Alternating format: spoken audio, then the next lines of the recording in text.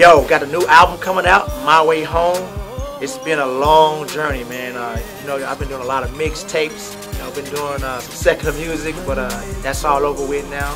And this album just wraps up, you know, My Way Home. The prodigal son, when he was out there at the lowest of the low, in the hog's pit, man, with the slop and the pigs, he came to himself.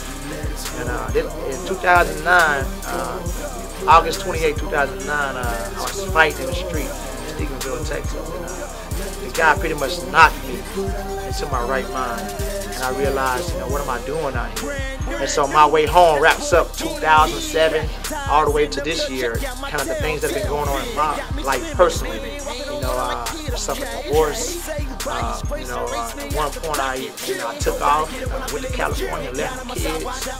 And, you know, one time we took off together to California and we ended up homeless. So My Way Home is an album that personally talks about me and what I've been through in the last few years. I was making a lot of emotional decisions. Look the devil in the face and tell him go to hell. What this project means to me is being able to get that season past me. You know, to be able to share the whole testimony about that season and get it out into the form of music. You know, My Way Home is about it's about me. I was 15 years old, smoking a joint with my homie Trey Cuz. We sitting there chilling. It was hot. It was summertime. No AC. You know, we drinking Gatorade, and I'm listening to Tupac, Me Against the World, and I felt like Tupac was the only one that could understand me. And so I wanted to make a CD for a 15-year-old kid that's out there. And I want to let you know that Tupac is not the only one that can understand you. Jeezy, you know, Rick Ross, Drake, those are not Lil Wayne. Those are not the only artists that understand your situation. My mama was on crack. My daddy was nowhere to be seen. Never had any new clothes. My Way Home, I wrote this to reach that young man, that young woman who's out there on the streets and think that no one can understand is possible. That's what My Way Home is about. And I hooked up with some phenomenal local artists here in the Dallas-Fort Worth area. And those artists all have a great heart. And I just really wanted to get them on the album with me to help me push the My Way Home album project. Just let everybody know that no matter how bad it is, man, Christ, he can get you through it all. When the prodigal son, when he left and went back home, because the Bible says that he went to a far away country. And so when he came to himself, he started his journey back home. It was a long way home. So my journey started in 2007 to get to this point. And that's what My Way Home is about.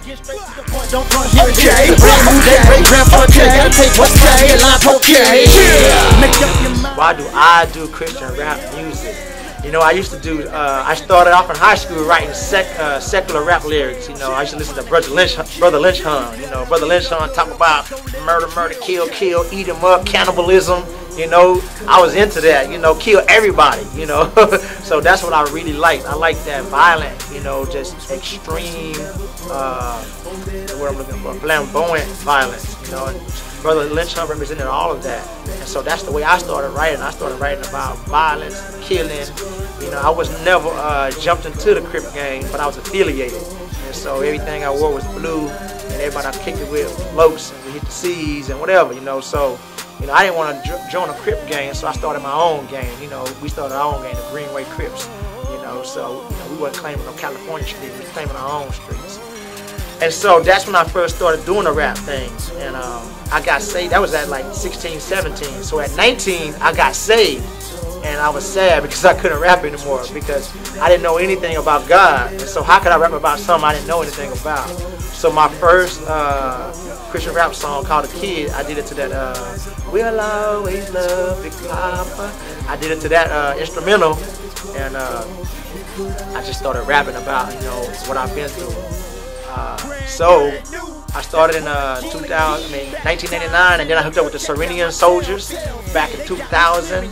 I was 21, and the next guy was 16, all the way down to 12 years old. And so we started rapping. And then I went to the Army.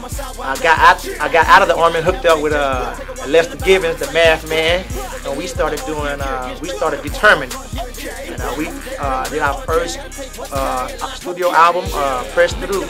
It was a great album. It's good. You can get that album on ReverbNation.com /Texas. Why I do this music, I really do it for the streets. I really do it for that kid who feels that nobody understands him. His mama's on crack, his daddy's nowhere to be found. You know, his sisters and brothers, they're all hungry, but he don't want to sell crack because he know he may end up in jail or he may hurt his family. You know, that was me. I didn't want to sell crack because I knew that everybody around me selling crack was going back and forth to prison. And so I knew that crack couldn't be the answer because prison was a living nightmare. I didn't want to go there. And so I do the music for those kids out there. You know, my sister was shot in a drive-by. You know, I was molested. You know, I had another sister that was molested. You know, we had a lot going on in our family. We were separated from my mother. You know, she was in and out of rehabs. I do the music for people that's going through like that. You know, we were utilities gone, no lights, no gas, no water sometimes. My aunt was strung out. You know, my mom was strung out. And so my cousins, we all could relate to each other. We were going through something that a lot of kids in the community were going through, but no one talked about it.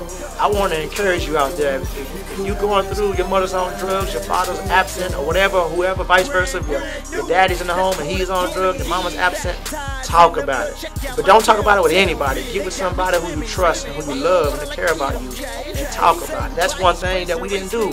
We didn't talk about it, so we just exploded on each other in the street. We fought.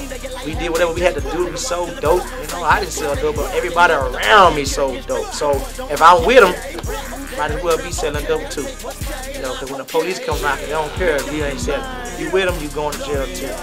I do the music for the streets. That's why I always say 76102. That's the heart of Fort Worth, Texas. You know, that's where I'm from.